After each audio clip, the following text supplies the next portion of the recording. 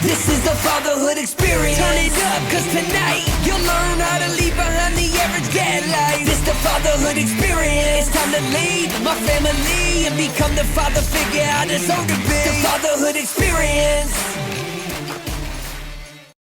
What's up, guys? Welcome back to the Fatherhood Experience, where we help dads leave the average dad life behind and become the ultimate role model their families deserve. We have a fantastic episode. You guys are going to want to tune in for this and stick around to the end because we're going to unpack some great stuff today. But before we dive in, I just want to give a big shout out to you guys who continue to follow us along our journey and our mission to help get this show into the ears of more men so they can potentially change their life and become the ultimate role model for their families and the most elite version of themselves. We're here to add value to your life every single week. And the only thing that we ask from you guys is if you do get one nugget today, man, maybe it makes you think, it makes you laugh, makes you a little bit emotional. Maybe it hits you in the gut, hits you where it hurts. Just share the show, share it with a friend, share it with a family member, share it with someone in your life, another man, another dad in your life who you know wants to get better, wants to become the ultimate role model for their family and the most elite version of themselves. So without further ado, I'm going to dive right in, dude. Zach, I'm going to let you give them the topic today, man, because I'm excited for this one. This is not something we've done before. And I think this is going to give us an idea to do more of this in the future. So I'm pumped about this. Yeah, for sure, man. So we're going to do something a little bit different today, guys. So we have a team that we work with, and they pulled some data off of, I believe it's Google, looking up common search terms in regards to men's health and fitness. We have compiled a list of 7 of the most searched terms or phrases, and we're going to cover them. We're going to break them down. We're going to talk about what's BS about this, what's true. I don't know. Maybe it's a valid question. Maybe it's not. We're just going to talk about this. So we're going to start with 7 things. Like I said, we're going to start with the least search term all the way to the most search term. Now, this list, guys, has hundreds of search terms, but these are top 7 of the highest searched ones. So maybe we can do a top 20 in another podcast. Yeah, maybe we will. Well, it depends how much time we got and how much nonsense we want to unfold here. But let's go ahead and dive in, man. So for number 7, the least search term, again, guys, number 1 will be the most. How much water to drink for weight loss is number 7. So how much water should I drink for weight loss, Jason? No, that's a great, that is a great question. And it's something that I think is a very important topic because as you and I both know, you're not going to lose weight by drinking water. However, I will tell you that I personally believe that, and I know that I know the importance of water. I'm not going to dispute that, but I personally believe that when you're drinking mostly water, you and I drink mostly water in our lives. I literally drink 3 beverages. It's essentially, maybe I'll say 4. I do drink the occasional ice, those like carbonated ice drinks. Yeah, and then very rarely like an energy drink while we're driving. Those are one-offs, but my normal consumption is about a gallon of water a day, coffee, and then on the weekends I'll have a couple beers or a margarita or 2, and that's pretty much my fluid consumption. But when it comes to losing weight and having adequate hydration, I do think there is a lot of factual evidence behind the fact that the more water you drink, water is the most readily available fluid to your system. There's no digestion that has to happen. Most of our body is made up of water, and so I do believe that there's a component here of weight loss when you're talking about water giving your body the ability to eliminate waste and toxins at a more efficient rate. If you're sucking down Mountain Dew all day or sodas all day and you're not drinking water, not only are you going to be dehydrated, not only is that a ton of sugar, but now your body has to work extra hard to break that stuff down and it's not readily available. And so I think there is a component here that makes fat loss or weight loss a little bit of a simpler process, but you and I both know it's about calories in, calories out, and energy balance. And the bottom line is water could potentially enhance it, but there are so many benefits to drinking mostly water only and getting away from all the junk, all the shit that we put into our bodies, that I do think it's a great topic. And so I'll let you kind of chime in and give your 2 cents, but that's my take, man. I will tell you, I used to not be a water drinker. There was a time in my life where all I would drink were those Dole juice cartons, like the little half-gallon juice. I'd suck one of those down every 2 days. Like that was my thing. And I was not drinking water. And I was wondering why I was gaining weight. Well, that's not a good thing to be drinking all the time. And when I became a full-time water drinker, and for those guys out there that I don't like the taste of water, like that is childish shit. It's like the guy who says, I don't like the taste of vegetables. Dude, Get over it. Suck it up, That's Buttercup. that one's weird, dude. That one is it's super just weird so to me weird. because I've heard people say that before. And now I could understand you don't like particular vegetables. I don't know. Maybe you grew up thinking like, it tasted weird. And now I'm like psychologically stuck there. Like you said, you can get over it. Try it again, right? But water, like, come on, dude. If Come you don't on. like, I don't like the taste of Dasani, water. go drink Like, dude, Fiji. yeah, you don't like the taste of water. It's like, dude, water it tastes like nothing. It's Yeah, just like fluid.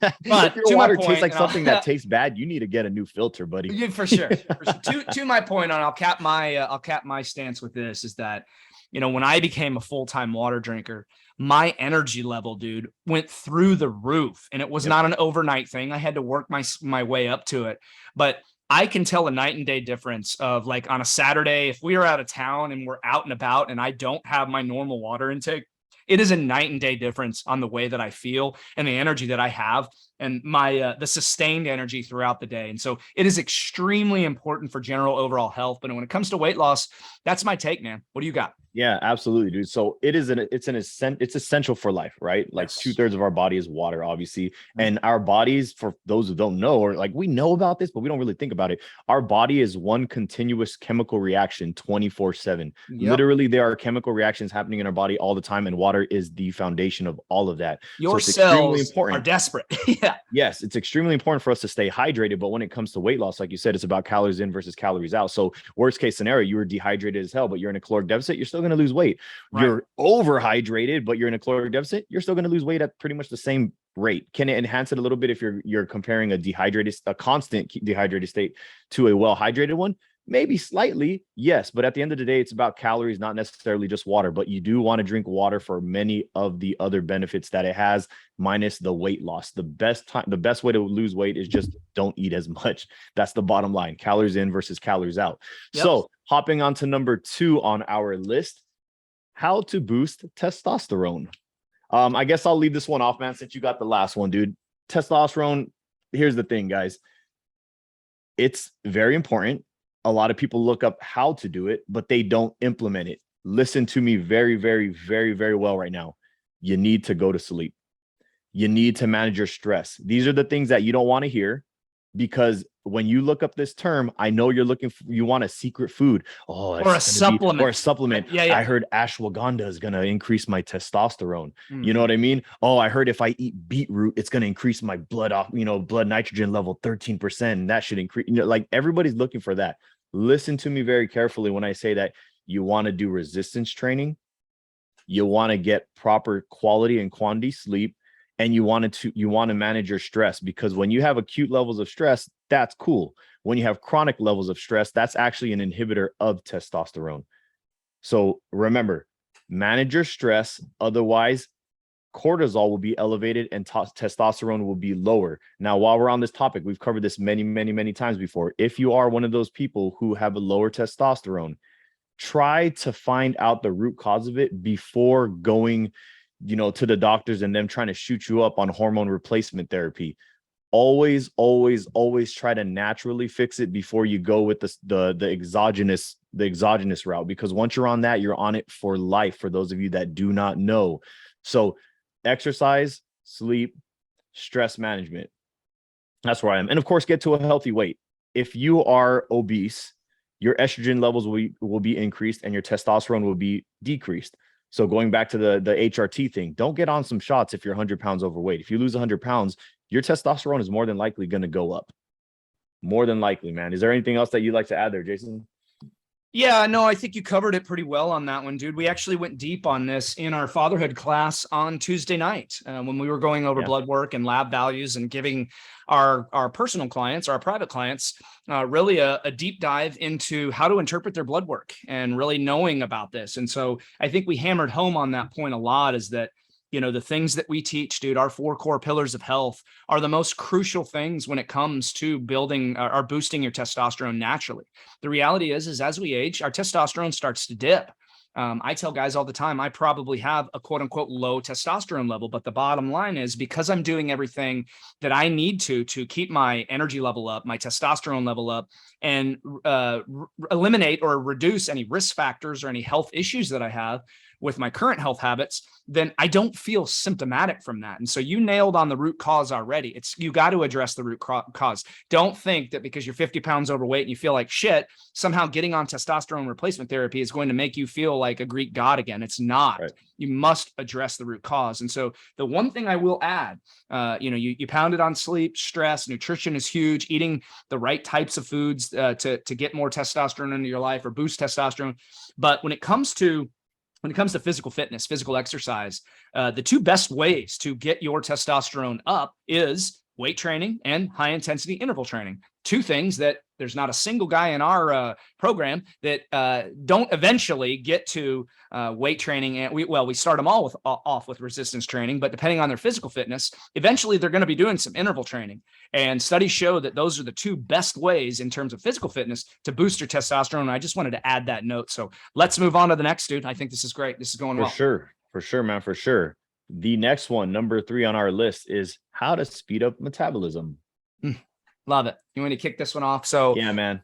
That's how to speed up metabolism. Well, number one is get active. All right. If you have a sedentary lifestyle and you're always sitting around, you're basically, you have basically what's called a BMR, your basal metabolic rate, right? And that is what your body needs just to exist. Okay. And a lot of people in our society right now just exist. They don't thrive. They don't take care of themselves. They don't make their health their top priority in life so that everybody else gets the best version of them. They simply exist.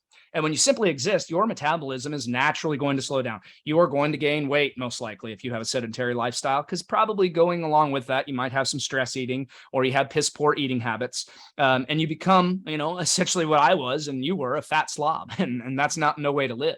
So number one, increasing your metabolism, boosting your metabolism, get more active. The more active that you're going to be, the more calories you're going to burn and the more lean muscle mass you start to put on. Incorporate more walking, incorporate some resistance training, doing things that are going to add lean muscle mass and decrease body fat. That is going to be your best way to increase your metabolism. There are people with naturally slower metabolisms. There are also people with naturally higher metabolisms. In fact, we get a lot of those guys hitting us up on Instagram. Hey, man, you got anything for me? I'm trying to gain 20 pounds and I have been for 20 years. Dude, I get it. It's a very hard thing to do. But if you're you're an average American, you probably don't have a slow or fast metabolism. You probably have a pretty normal metabolism. With that being said, again, if you've gained weight and you want to increase your metabolism, do things that are going to add lean muscle mass, i.e. resistance training. That's going to be your best bet to starting to have your metabolism work for you instead of against you. Another one will be your eating habits. I'll let you kind of take this one. I'm sure you have something to touch on here, but I know there's this big thought that eating every 2 hours is going to increase your metabolism. I do not believe that you need to eat every 2 hours to increase your metabolism. However, if you're a 1 meal a day kind of guy and you're listening to this show, you need to eat more than 1 meal a day. 1 meal a day, living a sedentary lifestyle is not going to be, that's the exact opposite of increasing your metabolism. So I'll let you chime in on this one. I know that you'll probably hit on some nutrition, but those would be the initial pieces that I would start with.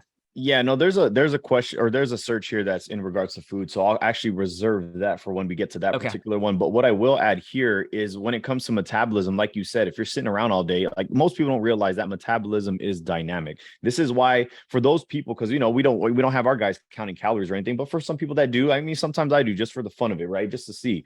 Like metabolism, it's dynamic. Not every day you're going to burn the same amount of calories. So I can only try my best to lose X amount of weight given X amount of calories that I'm consuming, because some days I move more, some days I move less. But to your point is most people think that they have slow metabolisms, but really what it is they sit at a desk all day and they don't exercise and they don't play with their kids and they don't do any extracurricular activity that makes them move more. So they think that they have a slow metabolism when really what they're being is just, let's call it what it is, lazy and not moving, not making a constant effort to move. Most people, I get to eat and do whatever I wanted when I was in high school and I'd always stay lean. I'd be like, well, that's because they force you to work out in PE. Nobody's forcing you to do anything anymore. Why do you think you started gaining weight after high school? It's because not only are those calories not being burned during PE and being used to grow you as a person, because you're not fully grown when you're in high school. Come on now. Right. You're now choosing to be sedentary and not move. What do you expect? Your metabolism's not slow. You just need to get off your ass and put in some work. Yep. Now you do want to, now there is a myth actually that goes along with this in regards to increasing metabolism. And it's that for every pound of muscle you put on through resistance training, some people say that you're going to burn anywhere between 50 to 100 calories for every pound of muscle that you put on. I hate to break it to you guys, but the reality is that is very, very, very not true.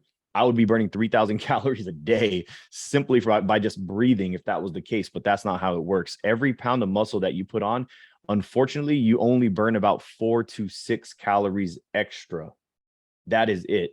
You only burn a little bit of extra calories. This has been tested in many studies on freaking, whatever those hyperbolic chambers or whatever like that. They've tested all this stuff just to see. It's unfortunately it's not 50 to 100 calories because I've heard it so many times. I just wanted to clear the water there, man. So if you want to boost your metabolism, you should exercise though, because it does have a plethora of other benefits besides just increasing your metabolism a little bit more. But bottom line is, move a little more. Your metabolism is not as bad as you think. You're just moving less than you think and eating more than you think as well. I will add this on the lean muscle mass thing, though. What you also have to realize is for each pound of lean muscle mass, you're getting closer and closer to achieving the compounding effect of that, because only 1 or 2 pounds of muscle mass, that's one thing. But you add 15 to 20 pounds of muscle mass and reduce your body fat by half or 2/3. Now your metabolism has skyrocketed because each little increment starts to add up, right? And so, absolutely. All right, what's the next one? Absolutely, man. Absolutely. So number 4 on our list. Best weight loss program is what people are looking for, man. So the Fatherhood. The Fatherhood is the best one. First of all, all right, next one. But what it is. So people looking for the best weight loss program. Here's the reason why that search doesn't necessarily work. What is best? That is a subjective term. Best to you might not be what's best to me. Best to some person might be, let me starve myself so I can lose a ton of weight quickly. And best to another person is like, hey, let's take this low and slow so I can make sure that my results are going to be sustainable long term. That is a very subjective term saying, looking for best. I know many programs that are great, and I know many programs that are trash. Actually, I know a lot more that are trash because I know the people behind them and I know how their process works because I've looked into their stuff. Honestly speaking, the fitness space is great because they're trying to help people, but it's also bad in the sense that there are a lot of people who are trying to make you do certain things that you don't necessarily like. So the best weight loss program for you is the one that keeps your lifestyle in mind, and it doesn't make you try to live outside of your means too much to the point where you're maybe flipping your life 180 degrees. And now you went from, I don't know, like hardly sitting all day, hardly working out, to all of a sudden now they're forcing you to work out 6-7 days a week. Now they're forcing you to eat chicken, broccoli, rice every single meal. See, that program, would that be the best for one person? Sure, because maybe they want to be a robot, right? But the reality is most people aren't. So although actually everybody, let's say everybody sticks to the plan, everyone will get results off that plan. But the real thing we're looking for is how many of those people kept the weight off. Yeah. So the best program is the one that's going to keep your lifestyle and your preferences in mind to make sure that it's sustainable long term. The best program is going to be the one that does not only looks out for you in the short run, or the short term, but the long term as well. That's what's going to be like the best program, period. The Fatherhood. I think that nice little plug there. I think what you have to realize, or what most people have to realize, is that, if you're looking for a cookie cutter approach, there's 1,000,001 of them out there. And, when you start talking about weight loss, dude, like, do you want it the quickest and the least sustainable?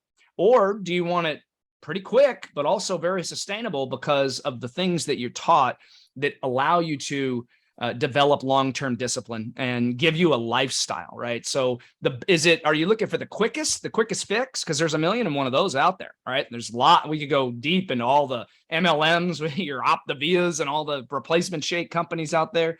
Good luck with that, right? You're going to have to be relying on that or for a long time if you want to maintain. Or do you want to learn a lifestyle that's going to address all areas of your health, sleep, stress, nutrition, fitness, your mindset, developing elite habits so that you can put any of the struggles behind you and have a system you can follow for life. And right, the Fatherhood is it. But if you're looking for something personalized for you, those are the things you need to take into account, because there's so much stuff on the internet. It's flooded with weight loss programs, but a lot of them are pills, gimmicks, and potions. Look for something that's going to fit your lifestyle the best so that you don't have to look back and you can put it behind you for good. Absolutely, man. And yep, that was definitely a shameless plug. But guess what? That search term has That's been us. searched just under 15,000 times in just 1 month alone. There So you go. people are looking for help, man. Mhm. What are we on? Number 5, best fat burners. Well, can this one can be really short and sweet, dude. Yeah. The best fat burner is the one that you don't buy because you're going to get ripped off. Right. The reality is the majority of the fat burners out there are just filled with caffeine. You can drink coffee, you can do that all you want. It's a stimulant, and the reality is, dude, it's not worth your time. The best fat burner is what we just talked about in the best weight loss program, addressing the things that you don't want to address because you're looking for the quick fix, getting to bed on time and prioritizing 7 hours of sleep, doing things to serve you every day so that you are working on your mindset and you're reducing your stress, a gratitude journal, meditation, things like that are going to keep your cortisol levels low and give you the chance to actually burn fat and not fight against your own body's hormones. Dialing in your nutrition and making smart choices most of the time. You don't have to be a food Nazi, dude, but you got to eat healthy and make smart choices and fuel your body based on performance most of the time. And getting active, go for an extra walk, get in the gym, start moving more because your body's going to reward you heavily and burn more fat when you move more. If you're looking for a fat burner, pill or potion, I would not recommend buying any of that crap because most of it is going to be bad for your heart. And if you're already overweight, the last thing you need is more stress on your heart. That's my 2 cents on fat burners. Yeah, dude, my 2 cents is they suck ass. So the reason why the FDA, so you will never read. So for those of you that are like fat burner advocates or whatever the hell you may be, read any of the labels and none of them will ever guarantee that you will lose weight. They will all say can support weight loss, promotes weight loss. That's all it's going to say because like Jason said, they're just loaded with caffeine, and caffeine, it encourages you or it helps you to be more active and move a little bit more, which in turn can help you burn more calories. But you can't just take a fat burner and sit down all day long and expect to lose more fat versus doing other things. They're damn near useless. Bottom line, they're damn near useless. Yep. The best fat burner you can have is eating less food. So yeah, there you go. Save your money. All right. Save your money. They don't work. Love it. All right. On to the next one. The second from the final, number 6 is best weight loss foods. Okay. Well, you know me and my healthy fats. I'll kick this one. Yep. You do yours, I'll do mine. Go for it. Yeah. The reality, they're both right. Right. Of course. They're both right. And, the best fat burning foods, protein, healthy fats, fiber. It's not hard to grasp, but again, people are looking for the easy way out. They want the special, this is just a random, they want the special star fruit that they got to go spend $6 on at the grocery store for one of them that's going to magically singe the fat away. Or they want the apple cider vinegar that's going to help them burn those extra pounds while they sleep. They want the quick fix. The reality is the best fat burning foods are on the perimeter of the grocery store. They're real whole foods. They're things like meat, eggs, fruits and vegetables, the things that are going to fill your body with the nutrients that you need and not empty calories. Avoid the aisles and you're going to be already into the fat burning foods. This is it's a very searched topic. And I knew that it was going to be high on the list because again, if you're looking for the quick fix or you're looking for a way to inject something in your life to give you this bolt of momentum of fat burning, you want that, again, that crazy looking star fruit or the pomegranate that you're going to go buy. That's the magic bullet and just doesn't exist. That's the thing is like most guys, they want the quick fix. And if you just start making smarter choices, start incorporating, look, I love healthy fats because not only do they fill you up and keep you full longer, I personally feel like the more healthy fats that I've incorporated into my life, the leaner that I've got over time. And I don't know if that's just a mental thing for me, but I can tell you, I feel like the more avocados that I eat, the leaner that I could get. And so there's got to be something to that, some kind of method to my madness. But I feel like they give you the ability to really get a stranglehold on your portion control, right? When you're incorporating those nutrient dense foods into your life, you're eating less. You're naturally eating less. Well, how do you burn more fat and lose weight? You eat less, you move more. The same things that we've been pounding the table on since we started the podcast, right? The common simple things that most guys don't want to hear. And so those are my fat burning foods. the perimeter of the grocery store. For sure, man, for sure. So check this out. Coincidentally, I ran across a post from some guy. His name is Bill Campbell. He's a PhD at I think Florida University or something along those lines. And he actually put up a post that asked, a processed food diet, French fries, hamburgers, etc., caused excess weight gain as compared to unprocessed foods. Fish fillets, like normal, obviously filleted fish, potatoes, steamed vegetables, etc. That was true. Now I'm going to read a little bit about the caption just to because let's see, because I actually haven't read this. So let's uncover this a little bit. Evidence is from the statement from PMID 311-05044. So that's the study. Let's see.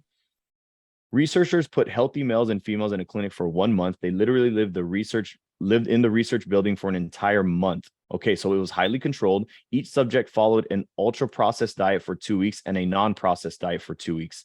Example of an ultra-processed breakfast is a bagel with cream cheese and turkey bacon. An unprocessed breakfast was oatmeal with bananas, walnuts, and skim milk. Key point, the ultra-processed and unprocessed meals had the same amount of calories, fats, protein, and carbohydrates, which is extremely important to note because we know it's about calories in, calories out.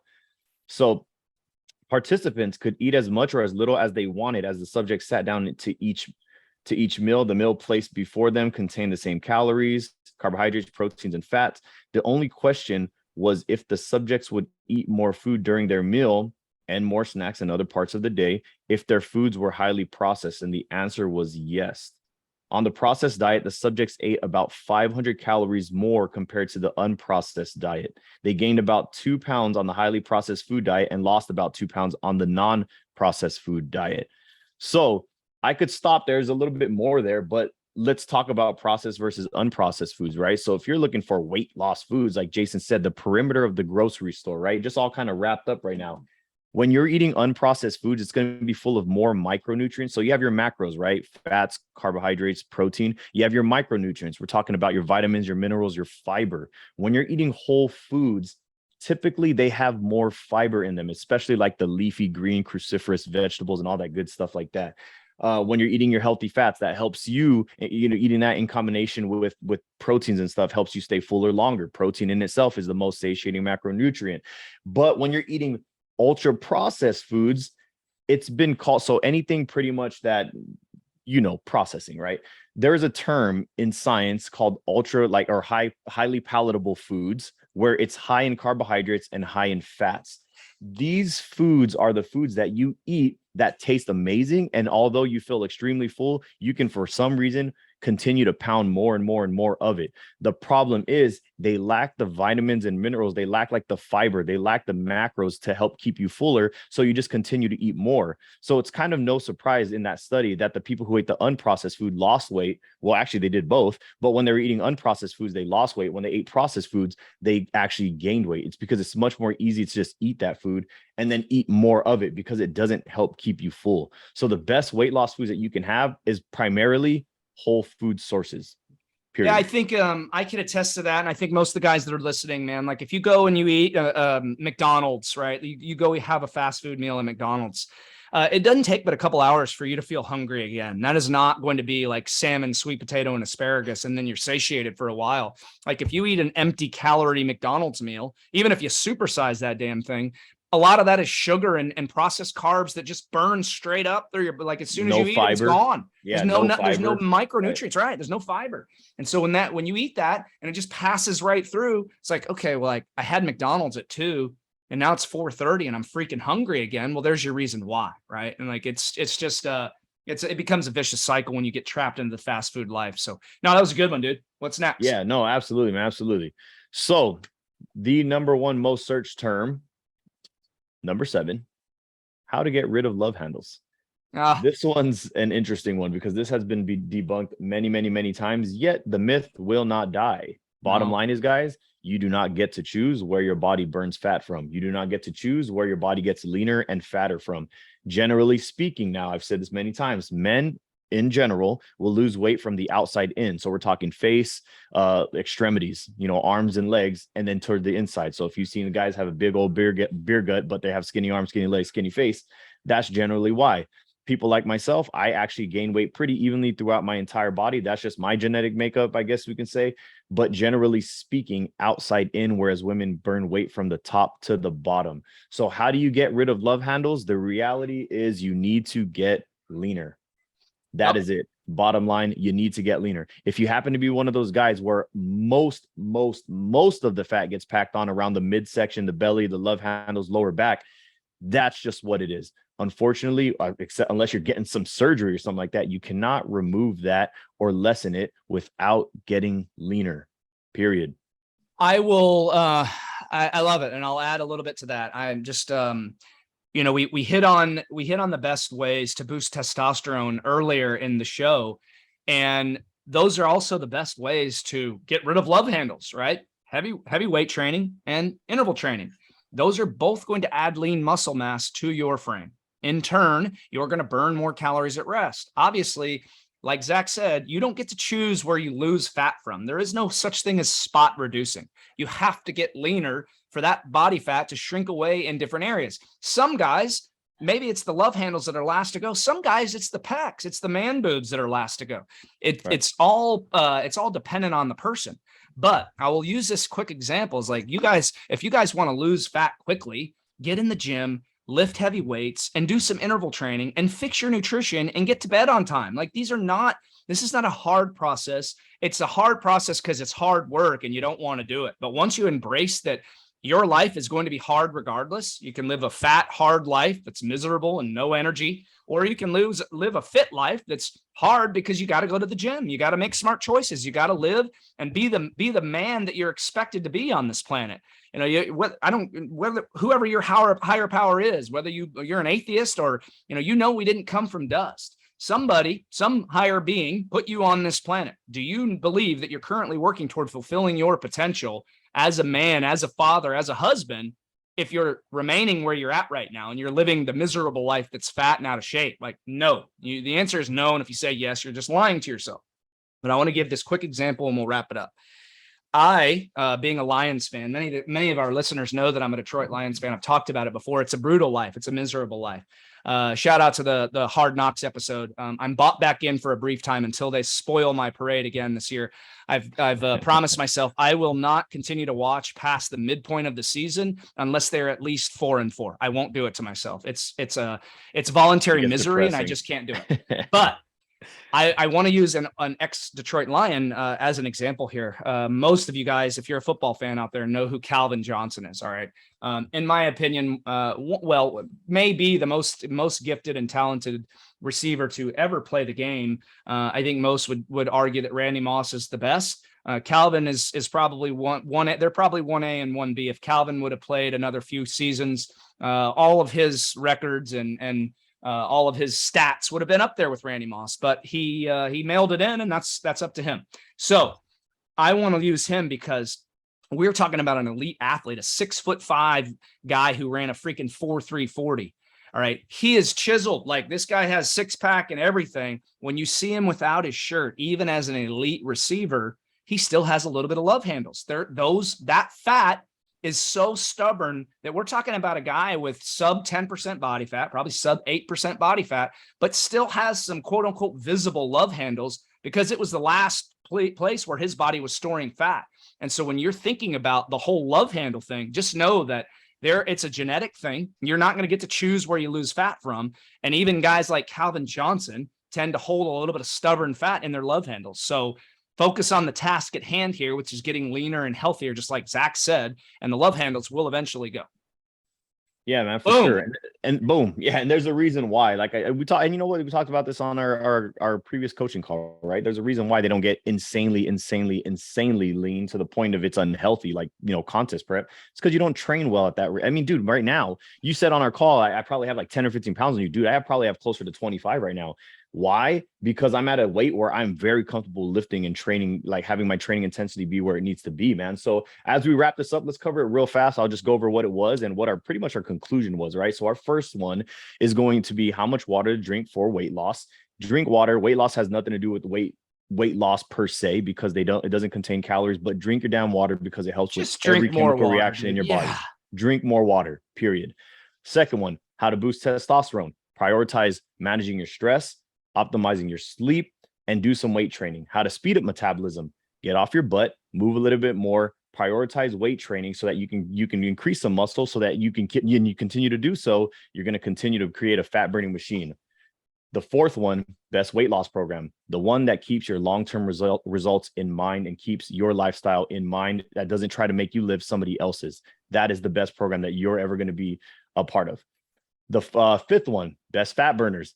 None. They're all shit. Just eat a little bit less. The calorie deficit is the best fat burner for you. Number 6, best weight loss for foods. Just like that study I just went over, unprocessed, a diet that is mostly all unprocessed whole foods is going to be much more beneficial for you than overly processed foods that are not as satiating. And finally, the one we just talked about, number 7, is how to get rid of love handles. You just got to get leaner. That's just the way it works. We don't get to choose where we burn fat from. That is a myth that has been debunked many times. And once again, we're here to say that you don't get to choose. So just get leaner and you're going to be well on your way. Hell yeah, dude. This is a great episode. There you guys heard it first here on the Fatherhood Experience, the top 7 most searched Google terms when it comes to men's health and fitness. Go back through this episode, man. And if you got any value today, just share the show. Please just do that. We're not here to waste your time. Hopefully you did get value today. So share the show with one man in your life who you think could also get value. And we'll see you next week for another episode of the Fatherhood Experience. You guys crush it this week. Have a fantastic week. We'll see you soon.